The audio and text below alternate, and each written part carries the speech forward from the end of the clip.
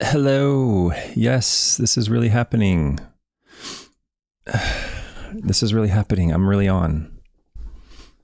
Merry Christmas to everybody. I hope everybody had a great holiday. Is having a great holiday. I know I did. Welcome to Turfgrass Epistemology. My name is Travis Shaddix. Thank you so much for joining me. I hope everybody's nice and full from their Christmas meals and had good family time. I had, I think, what was the greatest Christmas Eve I've ever had. It was fantastic. Stayed here at my house, cooked some filet with baked potato with my children and my wife out on my deck. It was fantastic. We had some s'mores outside by the campfire and just relaxed all day and had a good time. Had some neighbors over jumping on the trampoline and it was just like, I don't know what heaven would be like, but it's hard to imagine something being better than my Christmas Eve this year. It was very relaxing and very enjoyable. I hope everybody else's was as good or better than mine. Super TA, Gray, Jeremy, Rich, Brady, Lush. Welcome all. Welcome one. We're going to have a good night tonight. Might be a little long, so get your drinks ready and get your eggnog or something stronger, whatever you may have. And just sit back and relax, have fun. I'm going to put the phone number back up here in a few minutes. If anybody wants to chat with me, feel free. It's a nice, relaxing day. We have a video. We have a couple of comments we're going to go over today. We have a product that I haven't seen before, but the comment led me to look at the label, and we're going to go over that briefly. And we have an article if we get to it. My last episode was, I think it was just the comments episode. I think it was an hour and a half of just going over nice comments and chit chat and interactions with you all. So who knows? We may never even get to the article tonight, but if we do, it'll be an iron article. I'm going over iron for those who may be new to the channel. This is Turfgrass Epistemology. We're trying to figure out how we know what we know about turfgrass science. We went over fall fertility of cool season grasses, primarily nitrogen fertility of cool season grasses, and a month ago, for the last 2 or 3 weeks, we've been going over iron. Before that, we went over thatch. The video today, somehow it missed my radar when I was going over thatch. I don't know how this video escaped me. But the video today it'll be a thatch video. So I'll go back over that briefly. And so yeah, like I said, there's a lot to go over today. But I just had a really good holiday, a good day today. And I'm ready for some more turfgrass epistemology. For those, like I said, for those of you joining us new, if you're not familiar with the channel, we generally go over scientific articles, try to describe or explain the model of turfgrass science through the understanding and reading and comprehension of scientific articles. That's generally the best way, the most reliable way to find out, how we know what we know. So that's generally what we'll do. I'm going to, let's see, what should I do for so much stuff going on? I need like 5 screens tonight. I'm going to start the video, I think, first, and I'm going to put up the phone number again. You guys probably just want to hang out and listen, and that's cool. If you want to chat and you do decide to call in, just understand I'm on about a 10 or 15 second delay. So just pause the video or mute the video or whatever and talk to me on the phone directly is the best way to do it, so that you're not confused about what you're hearing on the computer versus what you're hearing on the phone. Let's see. And if you don't call in, that's cool. Whatever. I did check it again. It does seem like it's working. I've been corresponding with a future guest, a possible guest on that phone number. So I believe it's working. I got some correspondence from, forgive me, I forgot who helped me out in the on the Discord and said that they tried to contact me, but it wasn't working. So perhaps it was my fault the last time around. I don't know. But I think it's working. We'll see. Who knows? You never know with me with this stuff. I can't keep track of my own keys, much less 5 screens open at the same time. So let's get into the video. I'm going to go to, let me think here. I'm going to go to this video first. I'm going to open up, I'm going to try to open up the phone line if I can. I'm not sure if I'm going to be able to do that or not. But if you want to chat, the phone number is 859-444-4234. And I think, and by the way, if you don't want to talk live on the air, that's fine. I wouldn't want to either. I just hang out and listen. But if you do have a question and you want to call in, you can always call in and leave a voicemail for me. I don't answer that phone at all unless I'm on the show. I never answer the phone. It's a computer phone number. But you can leave a voicemail for me, and I may choose to use that as a topic of conversation on the show if you're so inclined to do that. And I think you can even send texts to it as well. I got a text earlier today on that phone number. So this is all new to me. I'm sure this is all very common for you guys, but I'm unfamiliar with how all this stuff works. But today we're going to discuss this video, if I can get it centered on the screen again here, which probably won't be able to. Let me see if I can fix this screen over here. I had this all pre-wired and ready to go, and I messed it up somehow. But when I was going over Thatch a couple of weeks ago, somehow this video escaped me. I would have went over it then, and I wanted to go over it now before it's too late.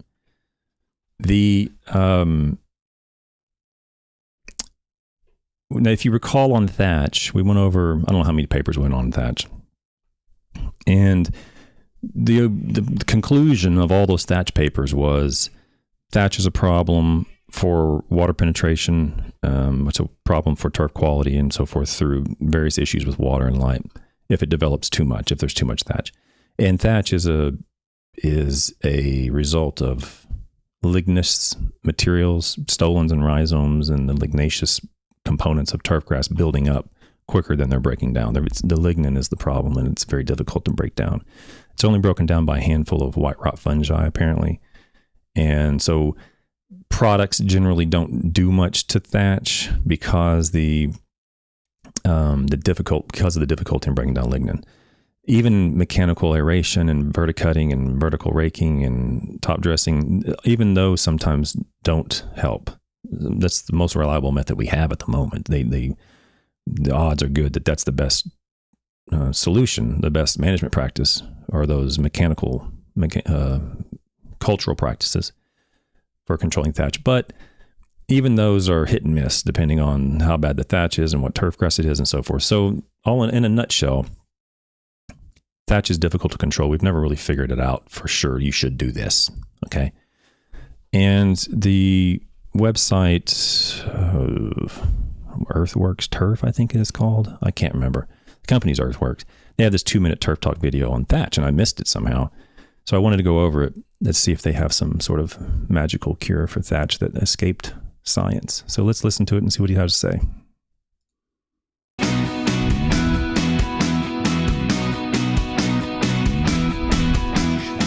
Hi, everybody. I'm Joel Simmons for another 2-minute Turf Talk. So for those of you who don't know, Joel Simmons is the founder of Earthworks. He's an evidence denier. He's a magical ratio guy. He used to teach at Rutgers somehow. He taught the second year, 2-year turfgrass soils class, the 2-year degree program. He taught the second year soils class there. And I want to say 2005, 6, 7, something like that. He was, by his own acknowledgement, fired from Rutgers for teaching a lot of non-evidence-based information. So kudos to Rutgers for not allowing people to teach information that is not based on evidence. Our students who come out need to get the best information they can based upon the best evidence there is. And if there's information being taught that is not evidence-based in an accredited university, that's not a good thing. So he was let go by Rutgers by his own acknowledgement because he taught base saturation. He's into all this magical ratio numbers and calcium, magnesium, and all sorts of natural organic stuff. So he denies all the evidence that refutes his position when it comes to base saturation and all sorts of other things. So that's who Joel Simmons is. So as we get started, if you don't know, that's Joel. You ever wondered where thatch comes from? Thatch is directly related to an imbalanced carbon to nitrogen ratio in the soil. Okay, so there's one claim. So thatch is directly related to carbon nitrogen ratio in the soil. No evidence. He I don't know if he's ever provided any evidence for any of his claims, but he's not going to provide any evidence in this video for that. We didn't show any evidence. I didn't show any evidence about carbon to nitrogen ratios in the soil having a direct relationship to thatch development. Thatch development is a result, oftentimes, but not always, oftentimes a result of, well, it is a result of the lignaceous materials being developed at a rate faster than they degrade, really. And what enhances that is the application of excessive applications of any form of nitrogen. If you're really pushing the system such that it's growing tissue faster than it breaks down, then you're going to, in some cases, develop thatch. Although there's some literature that shows that doesn't happen. Some literature shows it does happen. I'm willing to accept that, excessive amounts of any form of nitrogen will likely result in excessive thatch. But the carbon to nitrogen ratio in the soil, I'm not aware of any evidence that supports that, and he's not going to show any of it. So it's just one claim he's just pulling out of thin air.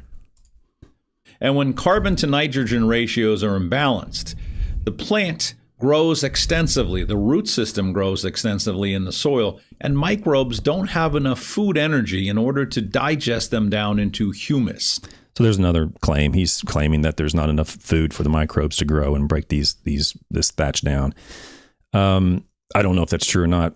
I'm not here to say it's not true. I'm just here to say that I'm not convinced that it is true. Microbes are going to get their food one way or the other. And whether or not they have enough to break down thatch is another issue. There's only certain types of microbes that can break down thatch to any meaningful extent. At least that's my understanding. And so his thought is that the carbon to nitrogen ratio is imbalanced to the point where there's not enough soluble carbon to enhance or inflate the population of microbes to break down the thatch. And again, could be true, could not be true. But if you're not providing any evidence, there's no reason to believe it. So what we want to do is make sure that we have balanced the nitrification cycle and have adequate amounts of carbon in that soil, available carbon, so that when we do apply nitrogen, the system isn't just growing and growing without checks and balances. If you want to know, there's a couple of key phrases that you can tell someone's not a soil scientist, at least not a traditionally trained soil scientist. One of them is available nutrients, available nitrogen, like a soil test. Let's say you take a soil test and they say, well, this is available potassium. That's a key sign that they're not a soil scientist when they're saying that. Not that they need to be a soil scientist, but you just know you're speaking to someone when they say that doesn't understand soils in a traditional sense like a soil scientist would. And so when he says available carbon, soil scientists don't use that term. Not in like, it doesn't mean anything to me, really. Available carbon. What we use is soluble organic carbon. It's usually acronym is SOC. Soluble organic carbon is what we use when we're writing or speaking or we're comparing things or whatever. We're not worried. We would never say available carbon or available phosphorus. We would say extractable phosphorus or soluble phosphorus or exchange, something like that. We wouldn't say available phosphorus, available carbon. So that's a key phrase that not to say he's wrong because he says it. It's just that when someone says something like that to a soil scientist like myself, those are little indicators. Like, it's like, well, he might not know what he's talking about. Then I hear another one, carbon nitrogen ratio. There's all these little phrases that go off in my mind. It's like, I don't think he's really a soil scientist. He's probably just regurgitating key points from some resource that he read or something. I don't know, but I don't think he's a soil scientist. I think he has a master's degree. I'm not sure if he has a PhD. When there is adequate carbon in the soil, when there's food sources for microbes, they work very aggressively. And one of the things that they're going to do is digest that lignous carbon material that is root systems, and that is thatch. Well, microbes do break down thatch. I mean, obviously there's thatch. There's microbes that break down thatch in soils, or else there'd be 20 meters of thatch out there because none of it ever broke down over history. But he conflates like microbes need to grow and break down thatch. I don't know if he's intending to do it. He's not all microbes break down thatch. There's only a certain portion or certain fraction of microbes that can do that, and that is the microbes that can tear apart the lignin, break down the lignin. That's from my understanding from the conversations I've had with scientists who are specialists who are on this channel. By the way, you can go back and look at those videos if you haven't seen them already. So thatch is directly related to the overuse of synthetic nitrogen. So he just just slipped that right in there, right? So it was directly related to the carbon nitrogen ratio. Now it's directly related to the overuse of synthetic nitrogen, not overuse of nitrogen, overuse of synthetic nitrogen. Okay. And one reason why he has to say that is because, and he may have said it so many times at this point he actually believes it, but he has to say that because he sells natural organic products. He's not, if the only thing people needed was nitrogen, synthetic nitrogen, he'd be out of business, because the only thing people would be buying would be synthetic nitrogen sources. They wouldn't be buying all this other stuff. So he has to have some sort of hook or catch or niche in the market to get his products in there. And so why not paint synthetic nitrogen as the bad guy? So overuse, it's the overuse of synthetic nitrogen that's causing the problem, according to Joel Simmons. Not that there's anything wrong with using synthetic nitrogen, no, but we have been hearing too much in this industry recently of all you need is nitrogen. Yeah, I know. It's funny how that works whenever people follow the evidence.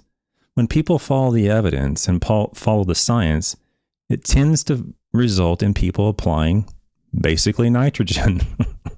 There's a reason why the population stayed basically at the same rate until after World War II. Okay. The Haber-Bosch process created so much ammunition, so much explosives, they didn't know what to do with it after World War II. So they ended up using it as fertilizer. And that's when the food growth just exploded per acre. Food per acre just absolutely went bananas. And the population followed because of synthetic nitrogen. There's been natural organic nitrogen used for 6, 7, 8,000 years. They used to think it was like 4,000 years, but here recently there's been some evidence to indicate that it could go back as far as 8,000 years. Natural organic fertilizers. And no one's saying they don't work. Natural organic fertilizers will result in increased growths for sure. But it wasn't until the Haber-Bosch process where we were able to synthesize nitrogen out of the air, where food and growth in plants and human populations just really exploded. There's a very, very compelling case that the Haber-Bosch process was directly resulted in the explosion of the human population, and even today is responsible for the dietary needs of potentially half of the world population. There's a very, very strong case to make that it's the half the people alive today are alive today because of synthetic nitrogen synthesized from air via the Haber-Bosch process. So don't paint synthetic nitrogen like it's a big problem and it's the world's worst thing. Overuse of synthetic nitrogen is going to result in all this stuff. Overuse of any nitrogen is going to result in excess growth of any plant. It doesn't have to be synthetic. Even the natural organic nitrogen sources are going to break down into inorganic nitrogen, ammonium and nitrate, and be taken up by the plant.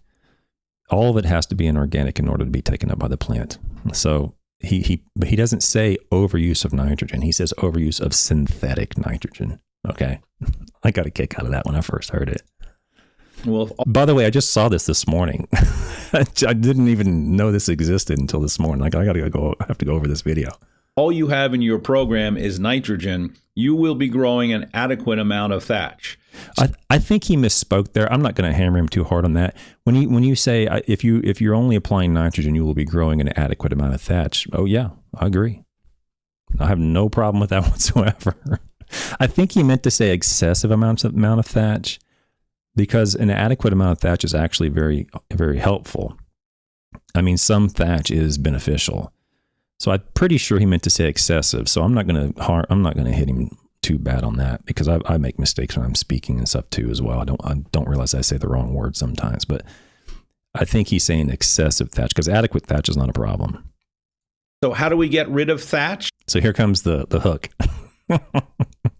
Now you guys know we went over thatch for a month, and I was pulling my hair. I don't even have any hair left. And whatever I have left, I'm pulling it out because I can't stand going over thatch. That was torture for me for that month. Okay. It was not easy. Now, like I've said before, I learned a tremendous amount, and I'm very happy I did it. And looking in hindsight, I'm happy I did it. But man, that was tough. Woo, that was not easy. But for that month, how do we get rid of thatch? There is no silver bullet to thatch. I mean, if you say aerification, well, there's cases where it doesn't work. If you say top dressing, there's cases where that doesn't work. If you say verticutting, there's cases where that doesn't work. Okay, in general, there's a pretty good chance that one of those three will probably be beneficial. Okay, there's cases where they don't. But the odds are those management practices, if you're going to be a betting man, the odds are good that one of those is probably the direction to go. But in no case, other than lipase, the products that contain the enzyme lipase from white rot fungi, in no case do we ever see a consistent influence from applying carbon, applying sugars, applying microbes. That was never even, we went over products back as far back, I think, as 72 or 67. I can't remember how far back we went, where they're applying molasses and sucrose and glucose and all sorts of soluble organic carbon sources, trying to figure out if they could hyperinflate the activity of microbes and break it down. And I think there might have been one case where in 1 year of one study, they saw a little blip on the radar where there might have been something happen. But consistently across the board, the consensus was that those products that contain these sugars and these soluble organic carbons to do this didn't ever result in it. Does that mean his product's not going to do it? No, it doesn't. I don't know what his product's going to do. I just know that the body of evidence doesn't support any reason to believe that any application of an organic soluble carbon source would result in thatch reduction. What we do is we get microbes to really work for us. Take a look at this picture. This is what I call the thatch cake. Here's a perfect example of a superintendent that used a lot of urea and then top dressed and did that year after year. And you can see a layer of thatch and a layer of sand. No, well, wait a second. I thought you said the problem was excessive amounts of inorganic nitrogen.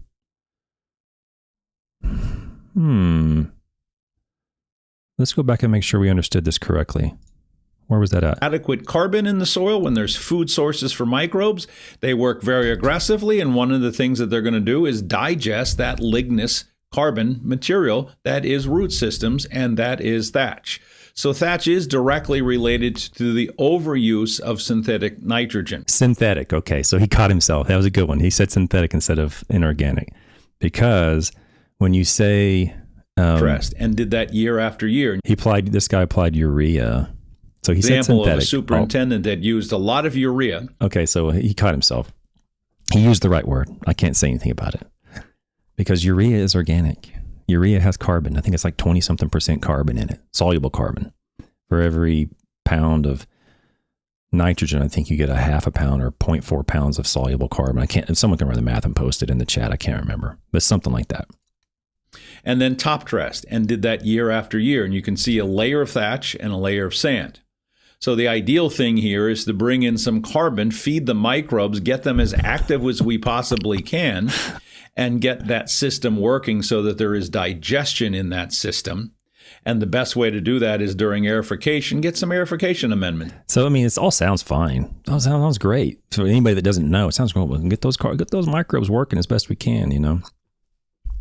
And you know, get the microbes working and break it down. But when you have a little bit of knowledge, a little bit of fundamental understanding of the systems, this sort of stuff it's like water off a duck's back to me. It's like, yeah, okay. I heard that many times. I'm pretty familiar with the evidence. I don't see any evidence that would support that. But to the average person who might not know, you might get caught. You might get stuck in that, you know, vortex of thinking, oh, well, that might work. And, you know, that might do something because that makes sense. You know, that's the availability heuristic, right? You think, well, that kind of springs to mind the easiest. That kind of makes sense. Let's do it. No evidence. It's in there, like the Earthworks aerification program that can help break down thatch. So there's another claim, Earthworks aerification program that can help break down thatch. Now I've looked at the label on both these products, this Micro Replenish and this Renovate Plus. I've looked at both of those. They're primarily, they're just derived from natural organic products. Like I think one's blood meal, one's feather meal or something, bone meal. They're just animal products. And then one Micro Replenish says carbon-based fertilizer with mycorrhiza. There's nothing in there that was even remotely convincing. I don't know what would be in there that would convince me in terms of granular because I'm not familiar. And that's all I'm going to go over on that video. I don't know of anything in the literature that says anything of convincing that would said anything convincing in the literature that would convince me. I mean that, oh yeah, this sort of, if a product contains this, then you're likely to see a result in reduction in whatever, you know. Let me pop this back up if you guys want to call. Yeah, so I looked at those labels. There's no reason to believe it. And that's the key sort of to remember in a lot of these claims is that I'm not saying, I can't say it won't work because I'm a scientist and I can't ever prove a negative, right? We don't ever accept the null hypothesis. We either reject it or we fail to reject it. And I know that sounds like, you know, I don't know what it sounds like. But at some time, my scientist friends, we have to have some sort of pragmatic approach to these things. I mean, pragmatically, I can say, that's not going to work. None of that stuff's going to result in a reduction in thatch. Because, I mean, we have people out there just making this stuff up, pulling it out of thin air and convincing our clientele and our stakeholders and are taking our industry down a path that is not evidence-based. I know as scientists, it's hard to take those stands because you can't say it doesn't work, Travis. I know I can't say that as a scientist, but at some point we have to be able to have a pragmatic hat as well. And, as a scientist, I can't say it won't work. You're right. But I can say as a scientist, I'm not convinced it will work. And there's no good reason to believe that it will work. There's no good reason to believe this will work. Okay. And that's, as a scientist, I think we can at least go there. For those people, for those scientist friends of mine who don't feel comfortable saying it won't work. I get that. I understand that. But we can say there's no evidence to convince me that it will. Okay. So that's our friend Joel, the evidence denier. We're going to come back to Joel a few times. He has a lot of good stuff on base saturation. He has all sorts of magical, mystical things that, can change your program for the best. Fairies and, all sorts of stuff can be on that tag. Who knows what'll be on those things? So it'll be a while before we get to soil testing philosophies and things like that, I think. But when we get there, he will play a prominent role when it comes to the base saturation philosophy. So that's all I got on that. Okay. Now, what I'd like to do is go to, if I can get it back up here, I think I'm going to have to restructure this thing. By the way, if you want to say something to me, forgot to mention that at the beginning of tonight's show. If you want to say something to me specifically and you don't want me to miss it, just say like at Turfgrass Epistemology or just say Travis dash and then ask your question. Because when I read through the text, sometimes I've noticed in replays I've missed some questions. It wasn't intentional. I just didn't see it as a question to me. Oftentimes you guys like to talk to each other and that's great. kind of just pin me or peg me or whatever you want to call it. Just like peg my name or whatever you want to, I don't know what the word is, what the phrase is, but just highlight my name or something so I can see it on the chat and I won't miss it. At least I hope I don't miss it. Ulysses Serpa, I picked up a bag of granular 2005 for $29.50 with 1% iron. The salesman should get, there's a typo there, I'm sorry. The salesman, I said I should get the 25010 with 5% iron for more green up. It was double the price. So it went from 29, basically $30 to almost $60. I said you should listen to Dr. Shadow. remember, I appreciate that, Ulysses. I appreciate that. But remember, guys, okay, with all the love and all the respect to you, please, I'm serious when I say this. I'm as sincere as I can be. And I appreciate what you said, Ulysses. I get what you said. I understand, but it's not me. I don't want people to walk away from this channel and say Travis Shattuck said do this. It's the evidence. I'm just the channel communicating the information to you all. That's all I'm doing. In some cases, I opine for sure. I'm human. Sometimes I opine, but when I'm providing information, if you take it as recommendations, I'm hoping that it is from the evidence that you're taking that recommendation. Not just because I'm the communicator of the evidence, right? In cases where it's my articles, then that's different. You can say Shattuck says publication or whatever, but I understand what you're saying, Ulysses. I'm sure it was meant in the best way, but I don't want to I don't want you to fall victim to the appeal to authority, which is, well, Dr. Shattuck said it, so it's true. That's an appeal to authority, which is a known flaw. Don't do that. Just say, I'm convinced, that the 5% iron is not going to do anything because there's no evidence to support that. In fact, there's evidence to refute it. Small little thing, but I do appreciate it, Ulysses.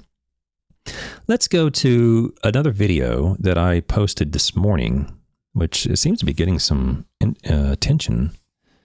If I can do this, I know I messed up oh, here it is. Okay, so this ironite video I posted this morning, got a couple comments on it that I'd like to use today to talk about rather than, I replied, but they're good comments and I wanted to make sure that I use this to discuss the interest of these YouTubers. So, and I apologize if I mispronounce your name and your handle, I apologize, but it looks like at Matt DeGoyer 5870, he said, I'm a huge fan of using iron. I mostly use Humagrow Iron Max with 12% iron. I also use granular slow release product with 5% iron. I see a color response in about 3 days. I swear the granular iron works. By the way, this is about the video about ironite propaganda won't make iron oxide soluble. I also get the oxidation of iron, but you keep saying that it doesn't work. Does it just take more time since it's oxidized? I don't totally understand. I really appreciate your channel. Now, I want to make sure that everybody understands how Matt DeGoyer's comment, how profoundly vulnerable people can feel, but how profoundly courageous it is to say stuff like this in a public setting. He says, I don't totally understand. There's absolutely nothing wrong with that. You can't know everything about everything, okay? And Matt can speak for himself. Call in. In fact, you can call him right now. You can speak for yourself if you're on, Matt. But I'm getting the impression from this comment that he's being sincere. He's like, listen, I use this product. I think I see a response. I use a granular product and I think I see a response there. I understand what you're saying about the oxidation, but I think I see a response. I don't understand. Can you help me? Basically is what he's saying. So I wanted to highlight that comment tonight on tonight's show because I felt like someone that sincere and that open needs to be applauded. And I'm going to applaud him. Thank you. And I'm going to go over the product that he mentioned. So he talked about Humagrow Iron Max. Now he didn't mention the granular slow release product that he uses, so I can't really go over that. But the Humagrow product is here. And I can't get the whole thing on here. I don't think there's so much stuff going on here. I apologize, guys. The HumaGrow product is on the website called HumaGrow, and you go under products and you go to micronutrients here. I've never used this particular brand, but no reason to believe it any different. But you go all the way down to the bottom and you can see this Iron Max 1200 plus 8% iron. I think this is what he's using. And I pulled up the label, which is here. So I'm believing that this is the product that he was referring to. I could be wrong. But let me pull this back up here. Yeah, he says Iron Max with 12% iron. This says Iron Max with 8% iron. So I might be off, but if it doesn't matter if it's 8 or 12%, what matters is this, and it says right here, form of the product is a liquid. So it's derived from urea and ferrous sulfate, and it's a liquid. So I'm assuming, if he's listening, that the product that you're referring to, you're applying it as a liquid. All it has in it is urea and ferrous sulfate. Now, I don't, what's the word? I don't give the stamp of approval to products. I don't, sell products, or, I don't know. I'm not in advertising for products. I'm not going to give my name or put my name on any product.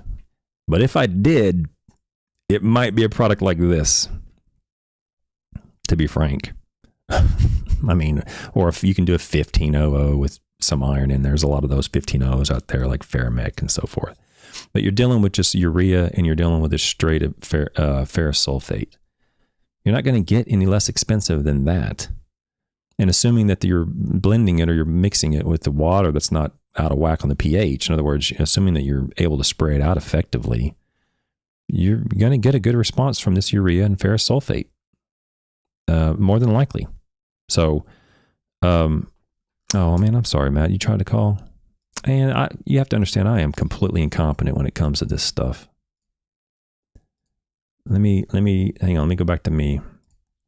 If you tried to call, I would like to offer you an opportunity to do that. But I am completely incompetent when it comes to this stuff. Try again.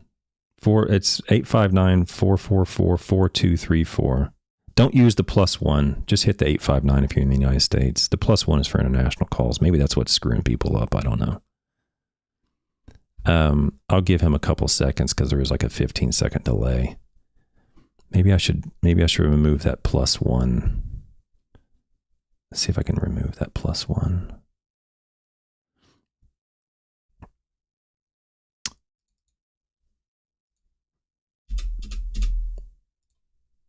Yeah, let's see if that works. 859-444-4234. Like I said, I tried it with my wife. I tried it with another person. It seemed like it works, but every time I get on here, it seems like it fails. So I apologize if you can't get through, but in the meantime, I'll go back to this label, Matt. I'm sorry, Matt. I'll go back to the label. I do appreciate you trying to call in, and I hope it works. Man, Matt says it goes to voicemail. How am I going to do this? Well, I'll have to just work on it, guys. I'm sorry, Matt. I do appreciate you trying to let me know it went to voicemail. I'm not really sure why it does that, because I just tried it right before the show started and it worked. But I'm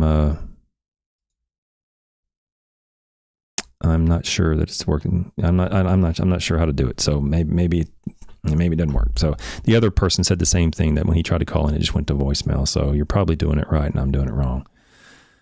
Anywho, that's disappointing on my end. I would like to give you an opportunity to chit chat with me if you'd like to. But anyway, so Iron Max is, like I said, it's just urea and ferrous sulfate, and there's nothing wrong with that.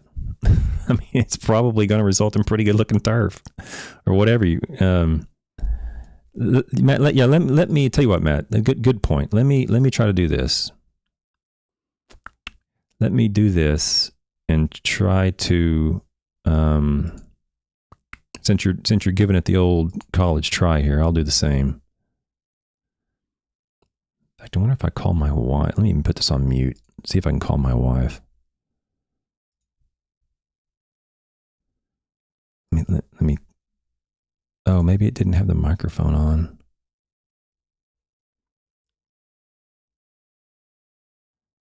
Hopefully this is not on because I'm calling my wife. Oh, it's working. Okay. That's all I needed to do. Thank you. Beijing ciao. Beijing ciao. Ciao. Well, it's working. I don't know, guys. I don't know. I need help. I'm trying my best here. It is working. And I can hear her and she can hear me. Try it again, Matt. Give it one more shot, and if it doesn't work, then we'll try it again off the air sometime. Your voicemail came through. This thing is just messed up.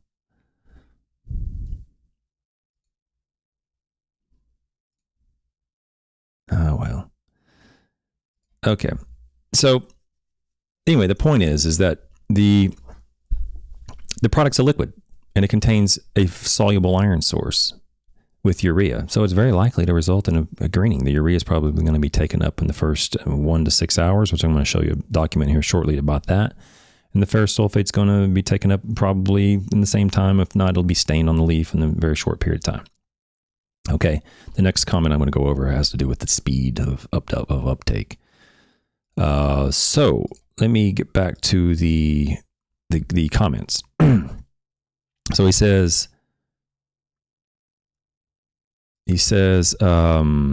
I also use a granular slow release product with 5% iron. I see a color response in about 3 days. I swear the granular iron works. So this is why iron is almost always included, granular iron is almost always included with nitrogen. Whenever we put out a iron source in studies, we separate it from nitrogen because the nitrogen will mask the response to the iron if there is ever a response to the iron. And so if you see a response to a product that you're applying sort of in one blend that contains nitrogen, you are probably going to see a response to it. If you're applying it at, third of a pound of nitrogen or greater per 1,000 square feet, you're probably going to see a green response to it. And because it has iron in it, oftentimes our confirmation bias sort of kicks in, and we're expecting to see a green response because it has iron, and then we see a green response. We go, oh, that must have come from the iron. When in reality, it comes from the nitrogen, because when we separate those components out, remember, most fertilizer is blended. The raw materials that are blended together like a cake, basically. Whenever we separate those components out and we just look at the nitrogen or we just look at the iron, we see responses to the nitrogen. We don't see responses to the iron in general. I'm going to show a response. I did show a paper a week ago that did show a response to to granular iron. It can happen, but it's only under very unique circumstances. The iron is oxidized very rapidly, which I haven't shown you. I apologize. I'm trying to get to it in the next week or two, but you're going to see how quickly that iron becomes insoluble. Oh, we got a phone call. All right, let's see if this works. Is it working? Hello? Don't forget to turn off your computer because I'm on delay. I hear some. Hi. Can you hear me? Yeah. Oh, hi. Who am I speaking with? This is Super TA329. I didn't really have a question. I was just calling to make sure it was working. Oh, thanks so much, Super. Yeah. Oh, so it is working. You're the first. Okay. Yeah, I'm just a DIYer, and I really appreciate everything you're doing here. So. Well, thank you. I love listening. Do you Learning. really? Now, Yes. where are you? Where are you at, Super? Again? Do you mind sharing? I'm that? I'm in New Jersey, Sicklerville, New Jersey. Okay. I was in New Jersey a couple times at the Rutgers Field Day. They had an international turf tour there years and years ago. And believe it or not, I almost moved to New Jersey in 2018 or 19, was it? 18 or 19. Well, So I got to ask, why is that? Well, I'll tell you this. There is a tremendously large, perhaps the world's largest dental supplier stationed in New Jersey.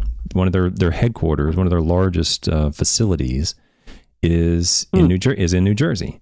And my wife was pursuing options for her career, and she got an interview with the dentist, the dental supplier who everybody's heard of. They probably have all their products.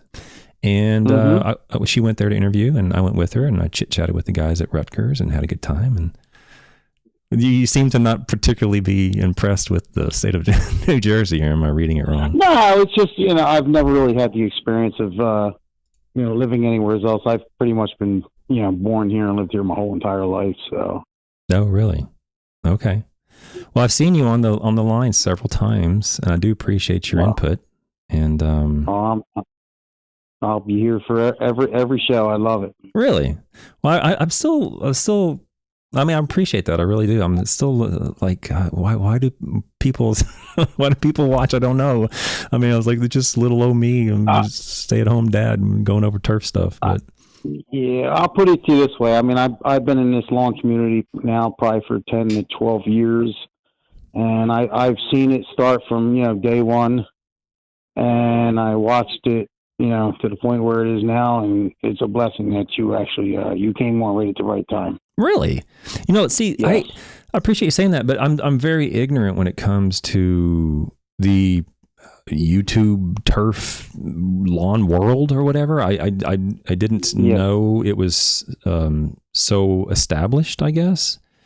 I had no clue. I was, like I said, I'm busy doing other things, and I'll tell you what happened. I was watching, I guess it was probably a year ago.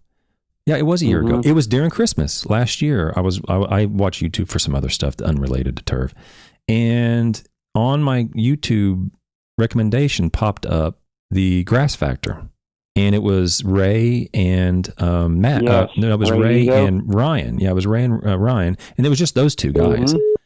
And I watched this with Ray and Ryan. I'm like, oh, well, that's pretty creative. That's a good idea. And so I contacted them and said, hey, this is interesting. I would like to talk about my research. I didn't know that Matt was sort of the originator or the, creator of that show. I didn't know that. I don't even know if that's true. I get the impression that that's what happened.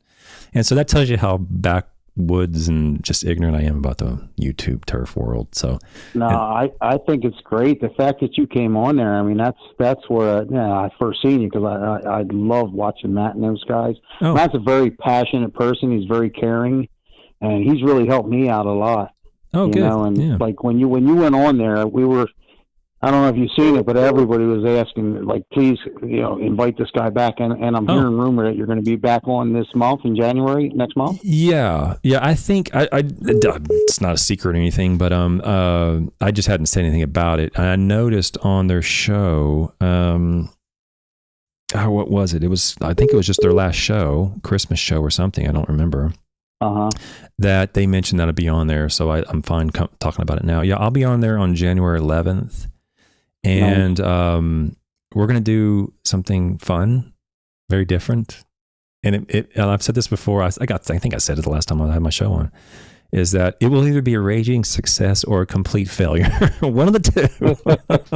It's not going to be like, that was okay. It's going to be fun, or it's going to be like, I'm never watching that again. So we'll see what happens. But I'm going to have some fun with those guys and in January. And then one reason I'm going on is to promote a event that Ryan and I are speaking at in Florida I think it's January.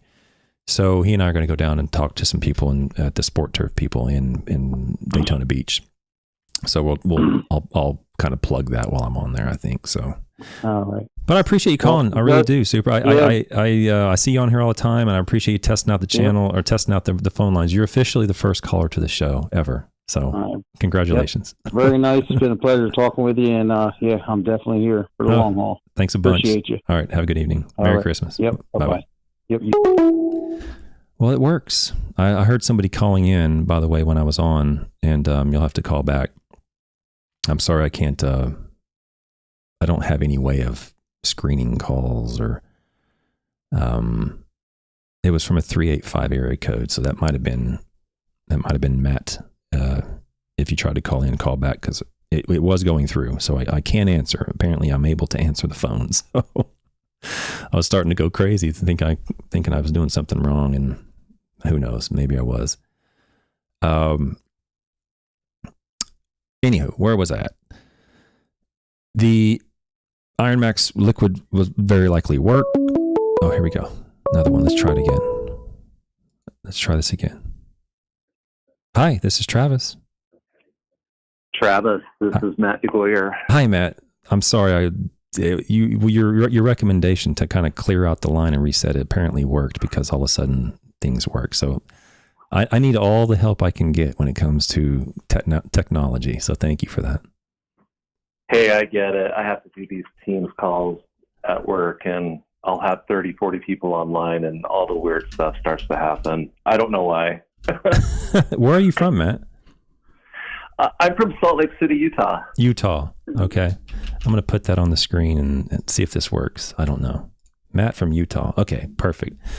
I might look professional, but trust me, I'm not. Okay. So yeah, you had a comment, and I'm always, I have a soft place for people who just say, you know what, raise their hand and say, I don't know what you're talking about. I don't know. I need help. I have a soft place for people like that, and who are willing to, say, I need help. And I'm not saying necessarily you were saying that. It just, that's what I inferred from your comment. And I really appreciate it. I was saying that because when I was talking to my turf guy, he said, hey, by the way, when this stuff hits air, it's inert, doesn't work. And it just influenced the tip that I used on my spray equipment, because I wanted to hit the leaf, and I didn't want it to hit like the soil. No. Yeah, but it still works. If you spray it, the iron works either way. But my comment was sincere in the fact that I said, when I put down this 50% slow release product, second, I got to go here. Dogs and I don't always get along, but is this the first time one's barked at me from across the country? Hey, yeah, there's a silver lining. But when I use this 50% product, I call it 50% slow release. It's a 28-410 with 5% iron in it. I'll put that down, and then about 3 or 4 days later, I'll have like a really great, noticeable green, what I would call response. Mm-hmm. And I what I do is I use that 50% product, slow release product, kind of as my base color, and then I'll do a spray iron on top of that just to maintain the really intense green. Yeah. So let me understand. Let me repeat back what I heard you say, and correct me if I'm wrong. So you have a 28-410, I think it is what you said, that has 50% slow in. It has the iron in it. Yeah, you didn't say what form of iron it is, but do you know what the form of iron is? I don't. I it's used okay. up all my bags. I went to try to look today. It's all right. Don't worry about it. And you'll put that out. You'll see a response in 3 or 4 days, and you'll supplement that with some that foliar 1200 with the iron in it as well. So, and you see a response 3 to 4 days out. My question to you is, on a scale of 1 to 100, 1 being all doubt, no confidence, and 100 being 100% confidence, no doubt at all. How confident are you that greening response is actually coming from the iron? I guess that's my question, is because I guess prior to seeing your content on YouTube,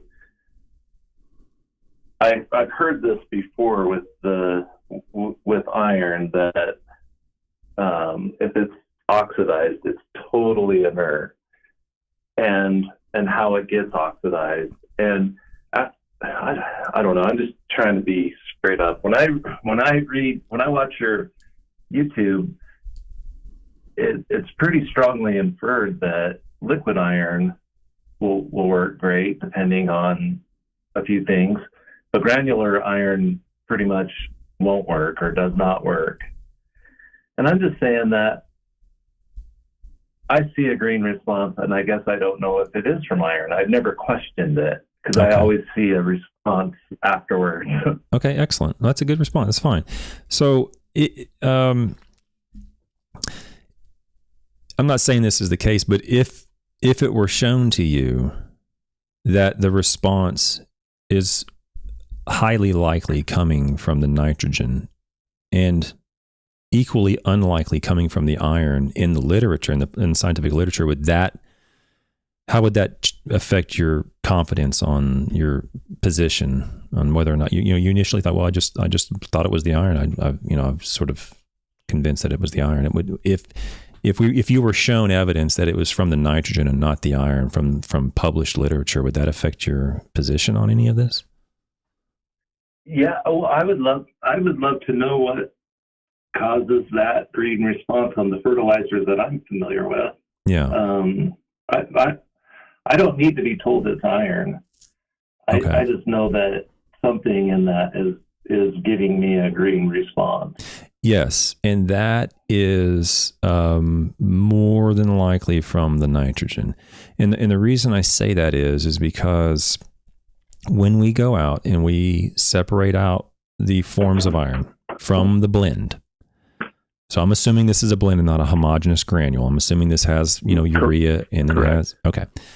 Then when we separate these out, in other words, when we go to the blender and we take the raw material before they put it in the blend, and we look at just the nitrogen, or we look at just the iron sulfate, or just the iron oxide, or whatever, the iron humate, or whatever it is extremely rare to see a response to iron granular. And I'm not saying it won't happen. I've shown a publication where it did happen. I'm going to show a publication if I have time tonight. Maybe it might be next week now. I don't know, where iron oxide could potentially increase the iron in the tissue. It's possible. Okay. But these are extremely rare scenarios that are under very specific conditions.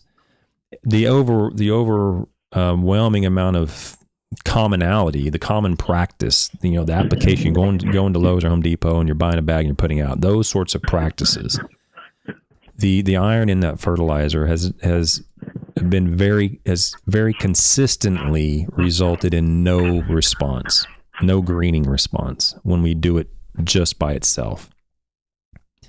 Does that make sense? Even when we do it with nitrogen, we still don't see any appreciable increase. We just see the response from nitrogen. Have you watched any of the videos before where I applied the nitrogen and I applied the iron with it as opposed to just the iron by itself? Did you see those aerial photographs?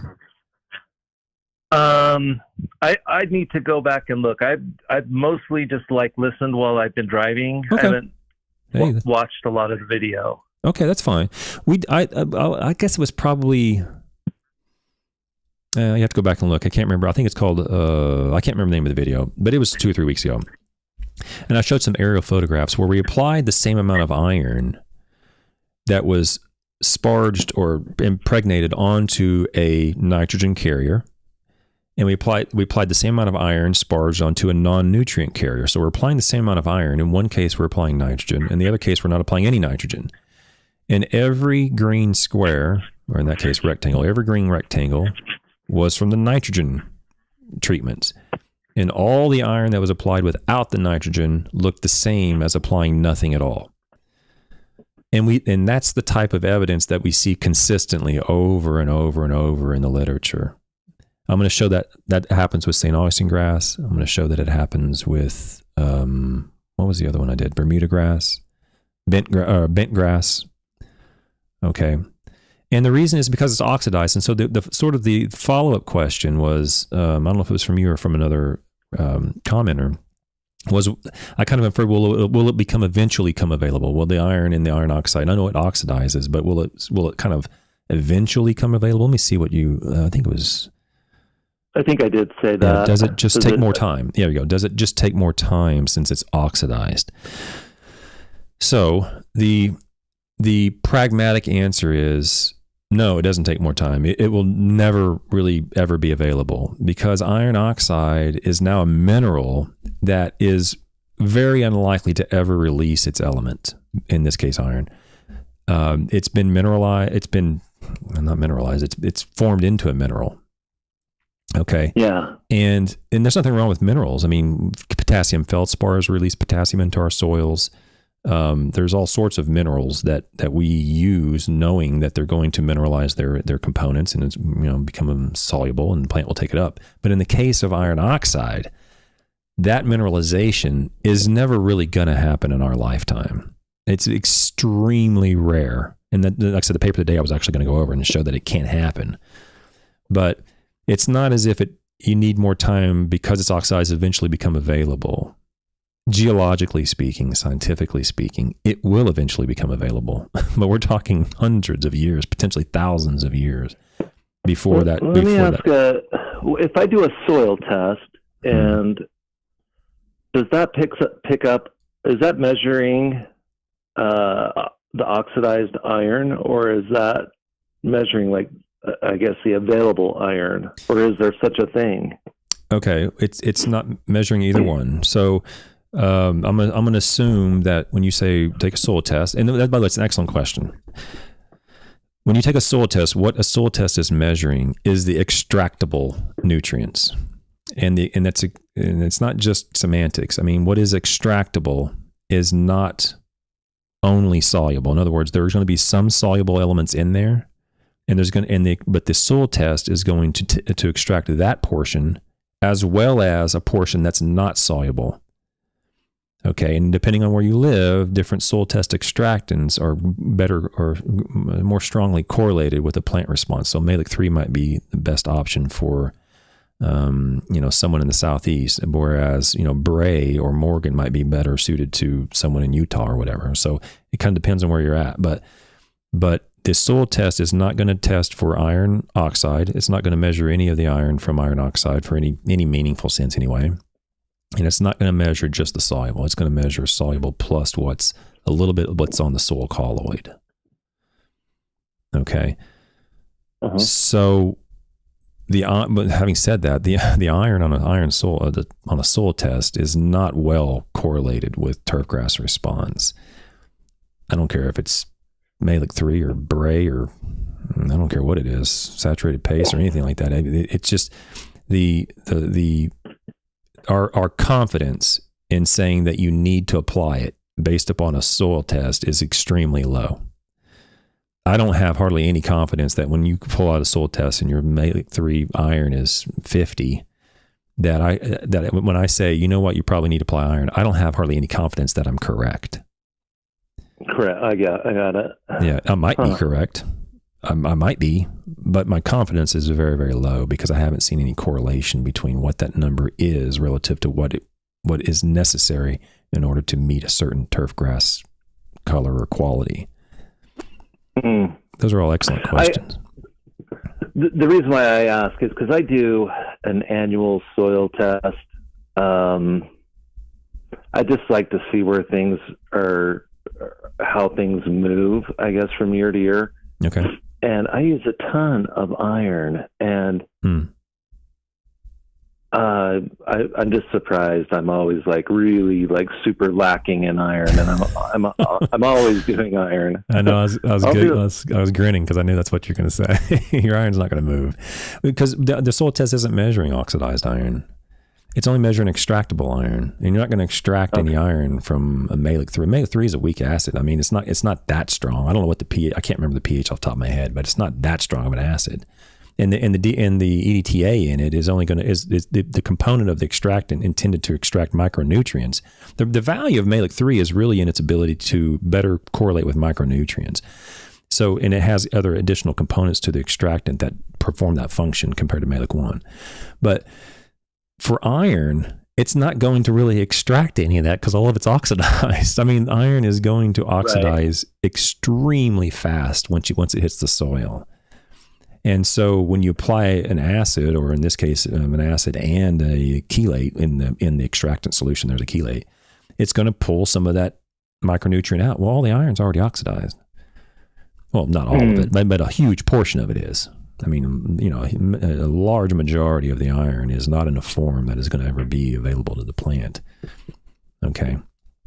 I'm speaking pragmatically here to some degree. I mean, I understand scientifically there's going to be something there, but the majority of the iron that the plant's going to take up is going to take it up from the rhizosphere, the area around the root that is in intimate contact with the soil.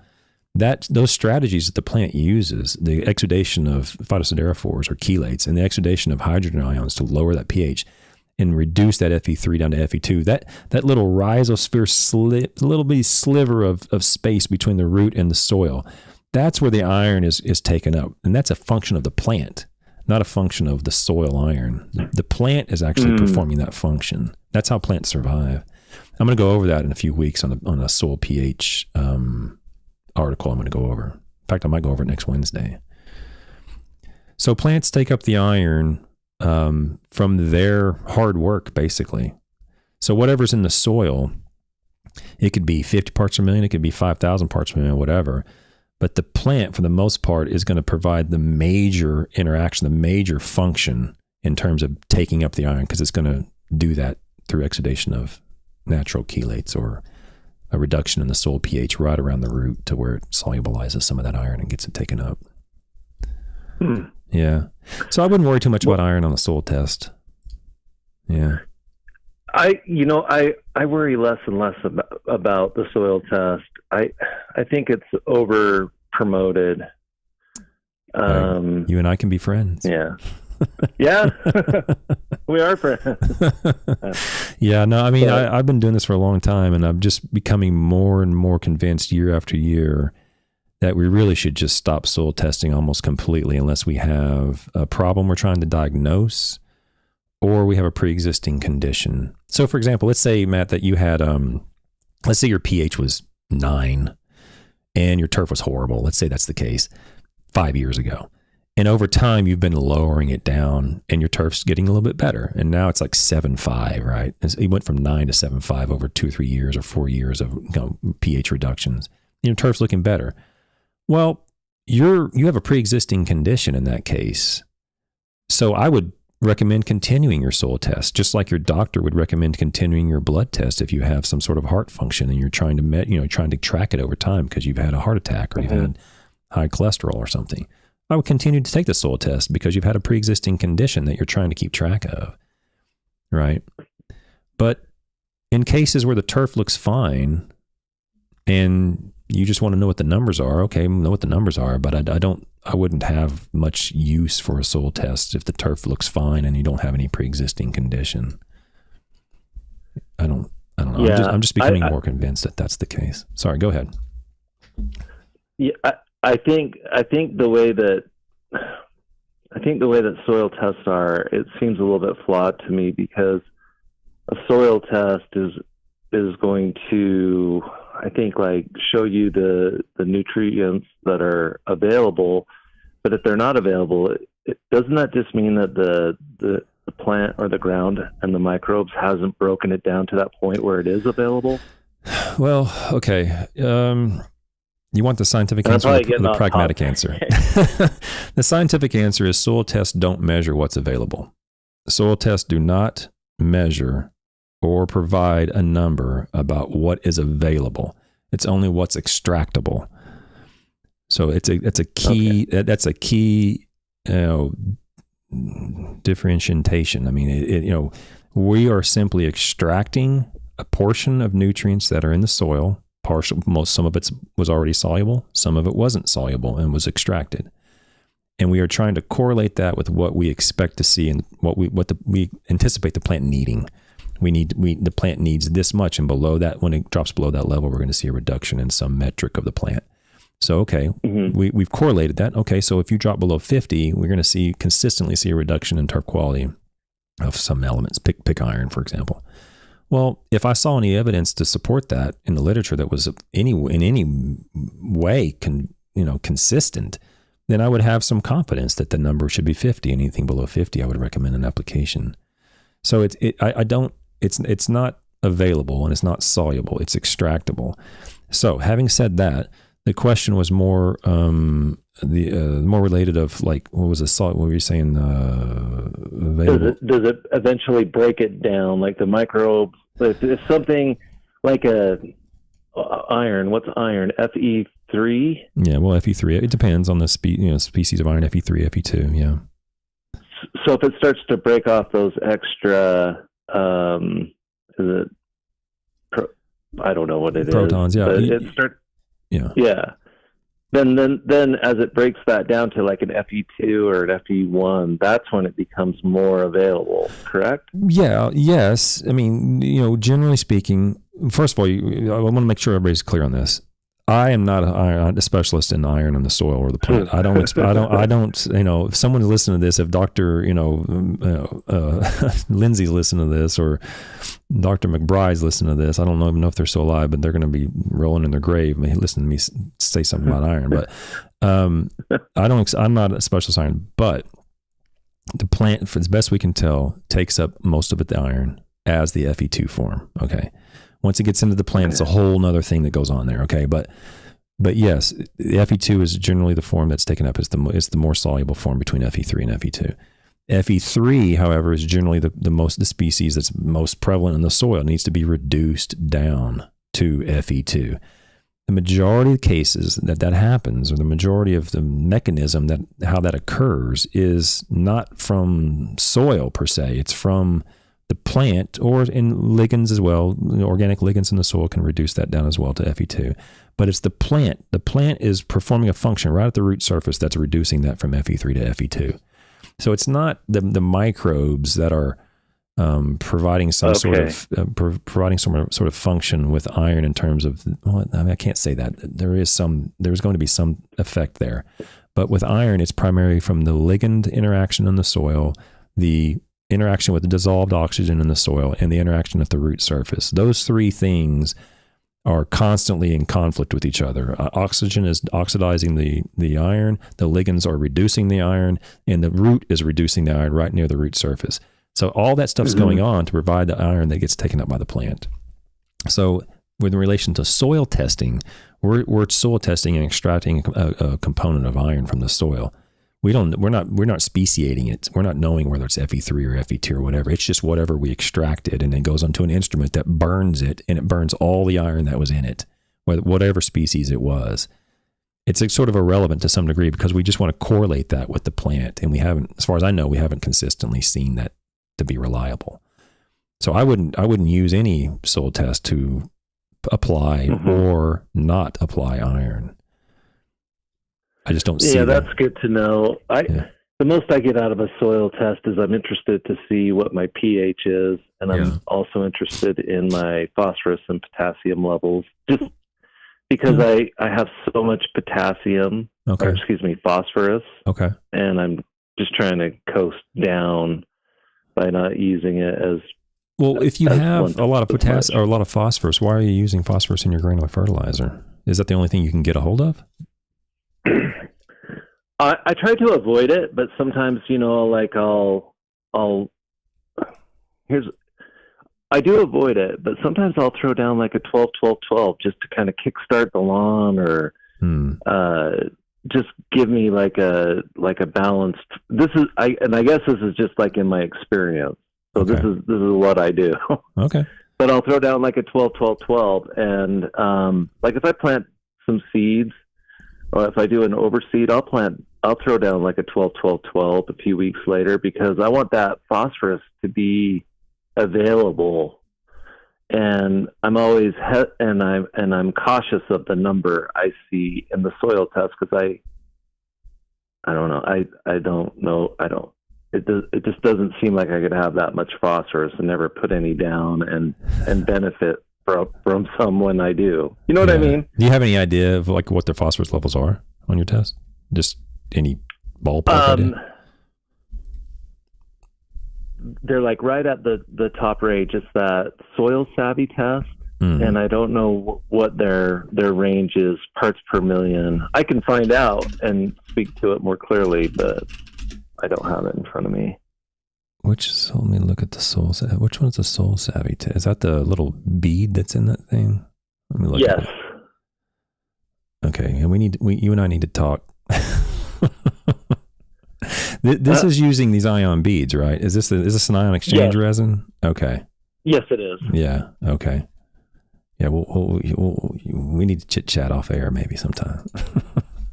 That'd be great. Yeah, I'll go into this in the future. Maybe it's not I'll be here for 5 hours talking about it if I get on this topic tonight. But the ion exchange bead test, I, in my opinion, I think it has the greatest potential to really have an impact on our industry. But it hasn't really provided any, significant, meaningful, evidence to convince me. I just know the concept itself is pretty interesting. But is that the tissue test? No, the ion bead. No. The tissue tests are separate. The ion bead is what it does. Is it? I don't know. I don't want to speak incorrectly about the soil savvy test. So I'm just take the soil savvy off. I don't want to, have them get mad at me because I'm missing. I don't know what they do and don't do. But I know. The ion bead, basically what it is it's an ion exchange resin that's in there that has, I don't know how to explain it, but think of it as like a synthetic CEC site, and you mix in the soil with a known amount of soil, a known volume of soil with a known amount of deionized water, and there's a certain amount of those cations and anions, depending on whatever ion bead you have, that will be absorbed by that bead, and then you take it into the lab, you wash it off, and then you extract all that from the ion bead that got stuck on the bead, and they'll say, okay, that's how much is more representative of what the root might encounter in reality, in real life. And so that's all sounds fine and dandy. The technology, I think, is very interesting. But we need to know correlations, right? We still need to correlate what that number means relative to what the turf is experiencing, or the turf is, showing signs of phosphorus deficiency. Well, at what level will we see that on an ion exchange bead? And as far as I know, I don't know of any evidence to support the number should be 5 or the number should be 20 or whatever the case might be. Okay. So, but I do think of all the technologies that exist, I think it has the greatest probability of actually providing a significant impact on our industry. If we ever do get enough money and someone funds enough research to actually do the correlations and calibrations with those types of tests. But the only ones that I know of have been done with nitrogen, with nitrates. And there is some pretty strong evidence to use that type of technology for nitrates on cool season grasses. I wouldn't say it's strong, but there is some good evidence to kind of take me off the center line. I guess that's the way to say it. So anyway. All right, Matt. Well, I appreciate you calling in, and you and Super TA helping me out, making sure these lines work. It was a good conversation. I appreciate that. We're going to get into soil testing. I'm not going anywhere. So there's a lot of content on soil testing that I will go over, I can assure you. So if you're interested in that, then it might be a couple months, but we'll get to it. Okay. I am. I appreciate your channel. Just what I wanted to tell you about your channel is I love the scientific content. It's not just like, oh, this will make your lawn greener. This is super power punch, And if you watch a lot of lawn videos like I do, they're kind of all that way. Yeah. Yeah. Unfortunately, I've been getting more and more of those on my on my algorithm or whatever. I've been getting like, I don't even know the names of them. Like you said, green punch or green power or whatever the case is. And, sometimes there's truth to that. And sometimes, most of the time it's just someone making a claim, but basically the short and skinny of it is if it's liquid iron, like your first product, there's a pretty good chance, as long as it's soluble iron, that you're going to see a response if you're applying it out at 1 to 5 pounds of iron per acre, or if you have some nitrogen in it, there's a really good chance you're going to see a response. But there's an equally good chance you won't see a response from applying granular iron. It's probably going to oxidize. It's probably going to do it very, very quickly. It's not going to be available anytime soon. Even if it's chelated, I'm going to show you some chelated numbers here in the next week or two. But even if it's chelated, it's probably not going to hang around that long. Certainly not at a rate high enough to probably see a response from it. But it could happen. I mean, I'm not going to say granular iron won't ever do it scientifically, but pragmatically, I would never consider it because I would consider it a more wasteful use of my money than foliar iron. Okay. Yeah, I appreciate it. I appreciate your time. All right. Thanks, Matt. Appreciate it. Have a good evening. Merry Christmas. Thanks. We'll talk soon. All right. See ya. All right. Bye. All right. Bye. Bye. All right. Well, that's a good call. Well, it's working. Okay. That's the system starting to function. I have one more comment I'm going to go over tonight, and then I'll have to do the article, I guess, next Wednesday. So the other comment I wanted to mention was this, and this actually includes a small article. Okay, so I will go over a tiny bit of an article here on this next question. Let's see if I can get this back up here. The next question comes from MoneyB22 on the same video, the same Ironite video I posted earlier today. And it says, quick question. When applying foliar iron, I'm assuming it should not be watered in. But when is it safe to water after application typically? Those are very practical questions. And I appreciate that question. I told him I would address it tonight. So my response was, let me click on this and see if it comes up. My response was, great question. I will also address this tonight. I would wait until the next day, but if you wait 4 to 6 hours, you should be okay. Now, with iron, my response is largely anecdotal. Okay, largely. Not completely, largely.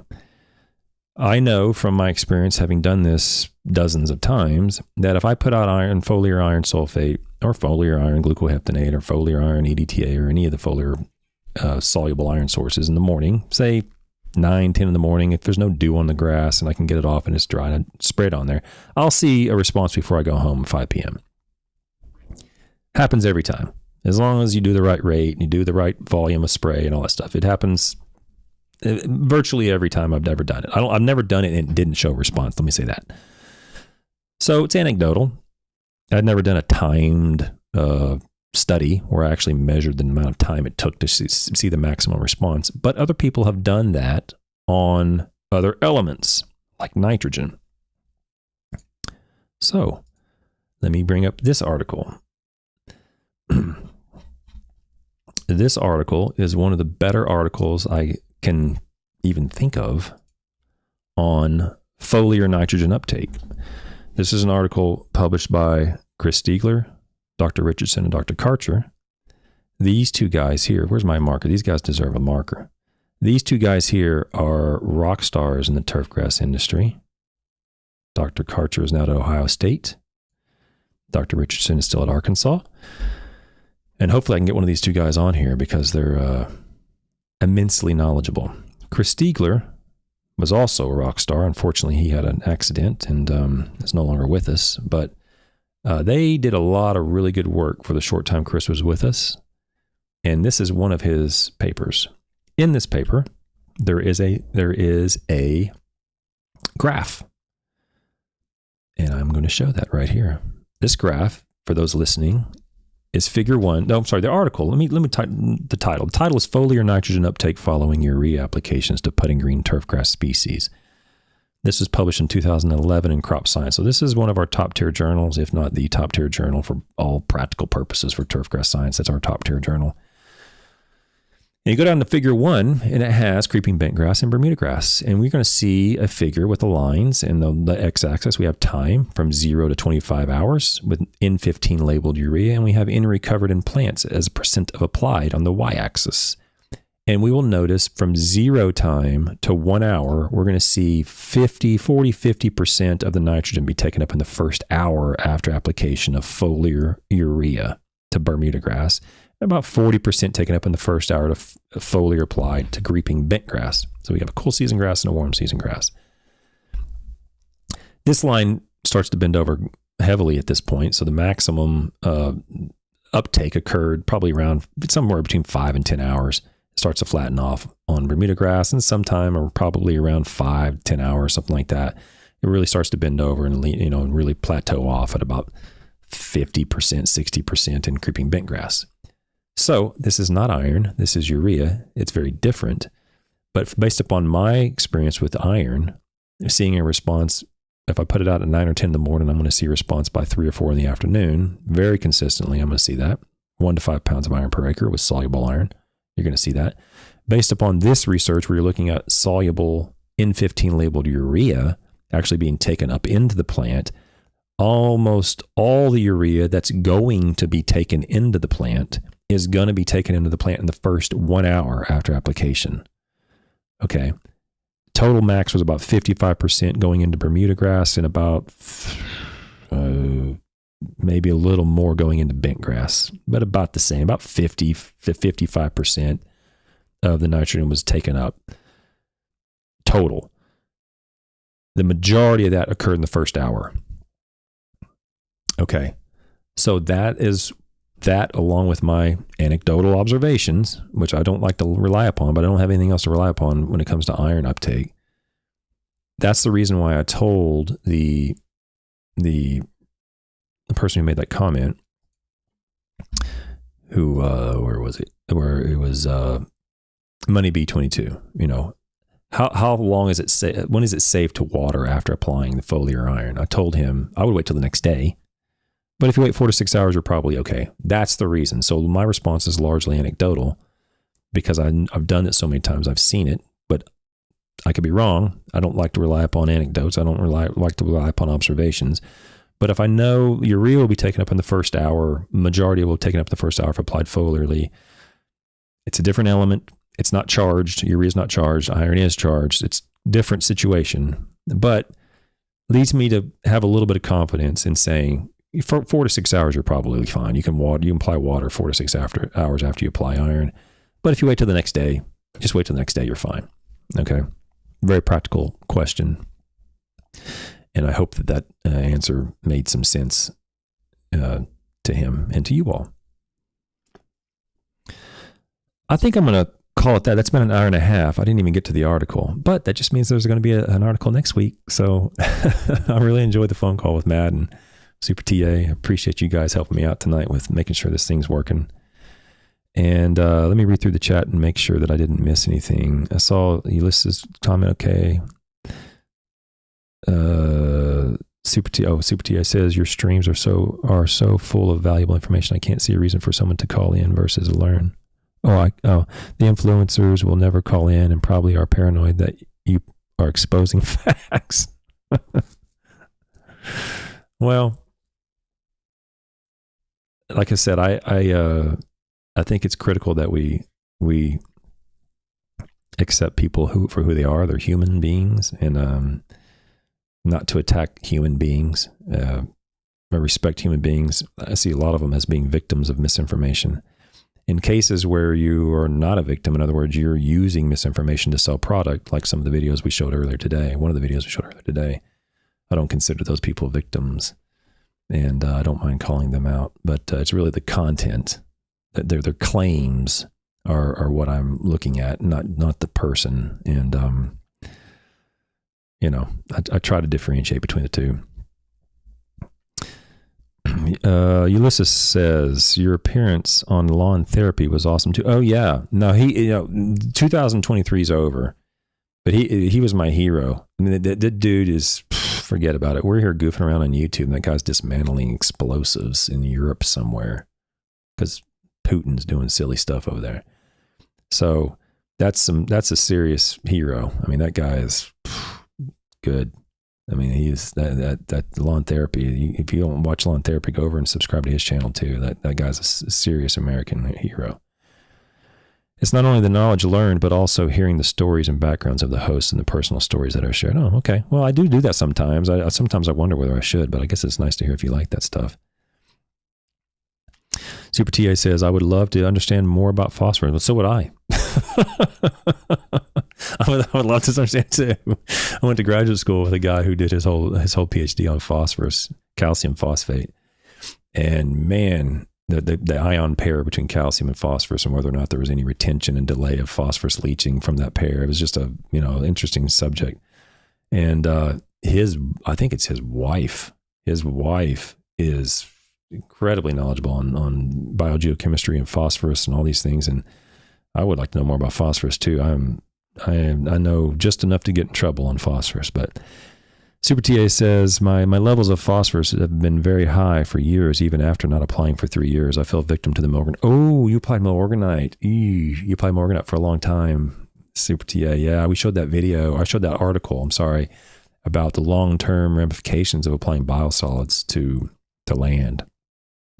The phosphorus levels can skyrocket and stay that way for a long, long time, decades and potentially centuries it would take for the phosphorus to come down that low. And for anybody on YouTube that wants a snippet, if you're ever listening to someone who says throw her down, turn off the channel. Okay, stop throwing down phosphorus because you're screwing stuff up for everybody else.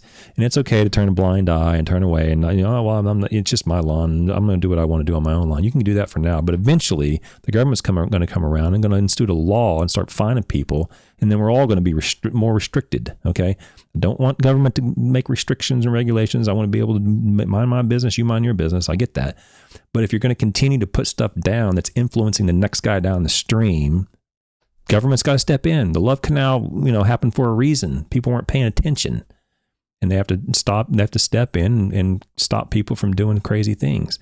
So, and phosphorus is one of those things. So if you're throwing her down and it has phosphorus in it, and you don't need the phosphorus, if your turf grass is fine and the soil test phosphorus is high, stop throwing her down and stop listening to those guys that are telling you to do it.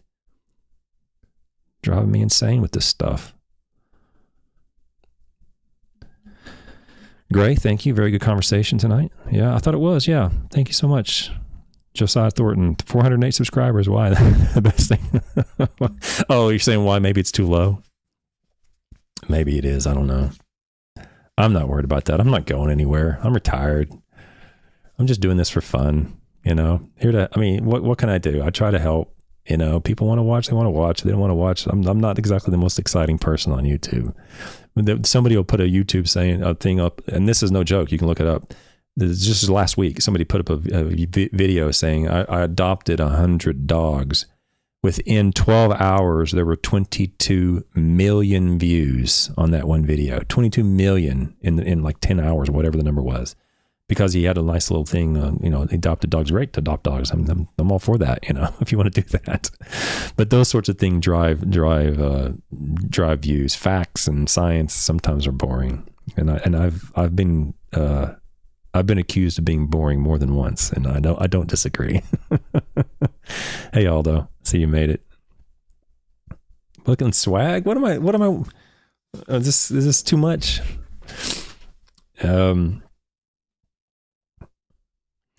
Josiah says, on my warm season lawns, I'm low on phosphorus and potassium following bad advice. I would like to know what you mean by low on P and K. We're going to get into soil tests. I mean, this is definitely something I'm not going to skip over. I'm not going to go over lightly either. I'll just say it here. I'll say it as many times as I have to say it, is that soil test numbers don't really mean that much to me as a soil scientist who studies soil tests on turfgrass science. Okay. They don't really mean that much to me just in and of themselves. There's not a lot of correlation with many of those numbers. There's even fewer calibrations with many of those numbers. Okay. What I want to know is what your turfgrass looks like, So what's low, there's been documented cases of phosphorus being adequate at like 8 parts per million, 9 parts per million, 10 parts per million. Those are adequate levels. Okay. There's been cases of grow-in situations where 30 parts per million wasn't enough. It was not enough to sustain the turfgrass, expected results on grow-ins at 30 parts per million omega-3. But I mean, there's been cases where 20 is enough.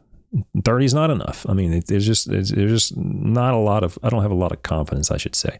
And in reality, the strange thing is that phosphorus has been studied the most, and there's just not a lot there. I mean, it's probably the number's probably somewhere between 10 and 20 in most cases, but I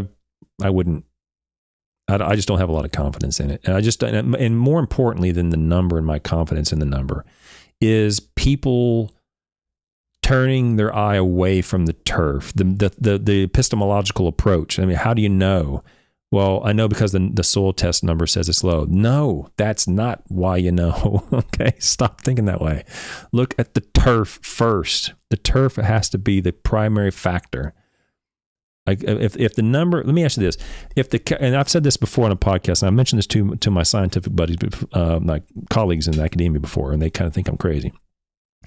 If the phosphorus number on a soil test was 0, but your turf looked fine, would you apply phosphorus? And people will say, yes, I would apply phosphorus if the phosphorus says 0. Even if the turf was perfectly acceptable, I'd still apply phosphorus if the phosphorus was 0. If the phosphorus is 0 on a soil test and your turf is fine, then the test is wrong. The test is wrong.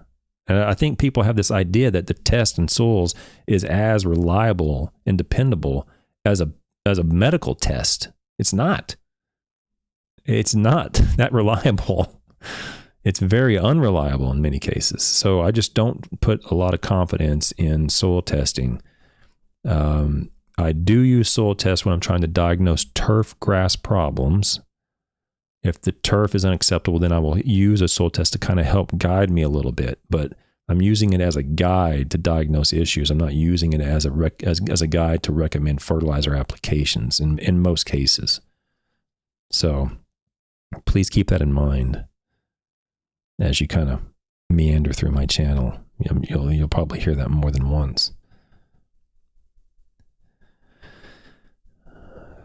Matt says he did milorganite applications for several years. Like I said, I mean, there's nothing. Every fertilizer product out there has a value. You know, I can make turfgrass look great with virtually any nitrogen source, and so can you. I'm sure you're very familiar with that. The question is, at what economic and environmental cost? We want to have as little economic cost and little cost as possible to produce the product we're looking for. We can do that with a variety of different nitrogen sources. When they're blended or when they're homogenized like milorganite is, where you have phosphorus in it, you have to consider the environmental cost. You're inflating the phosphorus levels so high that it is at least increasing the potential environmental risk. And I just don't think we can do that forever. They've been banning phosphorus all over the states, and it's pretty clear there's a very strong relationship between locations that have banned phosphorus and a corresponding reduction in the application of that phosphorus. And, you know, it's unfortunate that the government's got to step in to do these things sometimes, but if we just keep going along being ignorant and throwing her down all the time, eventually they're going to step in. It's just inevitable. Eventually they're going to step in and they're going to say, nope, you can't do this anymore. And then there's one more restriction on us. Meanwhile, if you just do it voluntarily, you'll save money. The turfgrass probably isn't going to change. Turfgrass is probably going to look the same as it ever was, unless there's a phosphorus deficiency. If there is a phosphorus deficiency, then sure, milorganite and natural organics have a place. If there's not a phosphorus deficiency and the natural organic has a phosphorus in it, I want someone to email me or call me and show me some evidence where there is a good reason to apply natural organic product, fertilizer that contains phosphorus to a turfgrass that is not phosphorus deficient. I can't think of any good reason why you would need to do that. So ergo, there's no good reason to apply any natural organic product that contains phosphorus at all unless the turfgrass is deficient in phosphorus. There's no good reason. You can provide the nutritional needs of the plant in other ways that are less expensive and avoid the phosphorus inclusion and avoid that potential environmental risk. Eric Sand says, I must be very drawn to boring. This is among my favorite things to watch. Yeah, well, I'm just self-aggrandizing, I guess. I don't know. I apologize. I probably shouldn't do that. Super TA says, I disagree with your statement. You are by far very interesting. Appreciate you, Travis. Your subs will grow momentum as you more catch on. Yeah, I appreciate it. Yeah. There are more and more milorganite knockoffs out there, and they'll all have phosphorus 530. So yeah, there's some from Houston. There's some from Jacksonville. There's some from Milwaukee. Yeah, there's all sorts of milorganite clones out there. We human beings have to be cleaned up after, and that involves a lot of creation of biosolids, and we got to do something with it. And I'm not saying don't use it. I'm just saying use it when there's a phosphorus deficiency, and unless there is, I would avoid it. Okay, guys, I'm going to shut things down for today. That's all I got. I will be back next Wednesday, same time at 9 p.m. Eastern time next Wednesday. And then after that, I'll start back on the weekdays. So my kids will go back to school and I will be back on the regular schedule after next week. So really appreciate the 2 that called in and everybody else that participated in the chat. Really appreciate all your input and I can't thank you enough for attending and being part of the show and watching it grow and hopefully you learn something as you participate. Wayne popped in at the very end. If you're growing grass for seed, is the nutrition needs different? Yes, they are different. Okay. Let me just mention this real quickly. Wayne asked a good question, so let me answer this real quickly. So Wayne says, if you're growing grasses for seed, is the nutritional needs different? So if you're in Washington or you're in Oregon or Canada and you're growing like fescue for seed and you're going to harvest that seed, then you're in a situation that's no longer a horticulture situation. You're in an agriculture situation, which is one of the only 2 or 3 turfgrass situations I can think of: agriculture, sod production, and seed production. So you've stepped out of the world of Travis Shaddix and moved into the world of agriculture production. And I would say that the answer is very likely yes, the nutritional needs are different because now you're dealing with fruiting and seed and fluorescence and all these things that occur in the plant that require different nutritional demands throughout the life cycle of that plant. You're not going to cut it low. And you're not going to constantly cut it. So you're dealing with a foreign, it's foreign to me. I can't tell you what it would be. I just know that the same thing occurs with like corn. The nutritional demands of corn are different at, say, the 3-leaf stage or the 6-leaf stage as opposed to the silk stage because it's pulling more, it has a higher nutritional demand and pull whenever it's putting on fruit. So it's a very exhaustive, labor-intensive, exhaustive process to fruit. So when you're growing it for seed, my assumption, I guess I'm assuming this, so take it for what it's worth, is that the nutritional needs would be different based upon what stage it's growing. If you're growing it for seed, not sure if that's common. I've never really heard of like a normal, just a homeowner sort of person doing that, but that would be my answer to that question. Okay, guys. All right, guys. Appreciate it. Look for me again next Wednesday. I'll be there'll be a video released every day this week in the mornings, and then I'll cut this up if I have any things to post, and I'll be posting videos throughout the remainder of this week and the early next week, and then I'll be live next Wednesday. Okay, guys. I have by the way, I have a song that if you have your Shazams ready, you'll want to listen to this. I should have mentioned this earlier.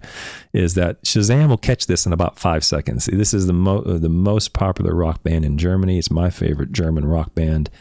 I'll leave you with this, and I'll see you next Wednesday. All right, guys. See ya.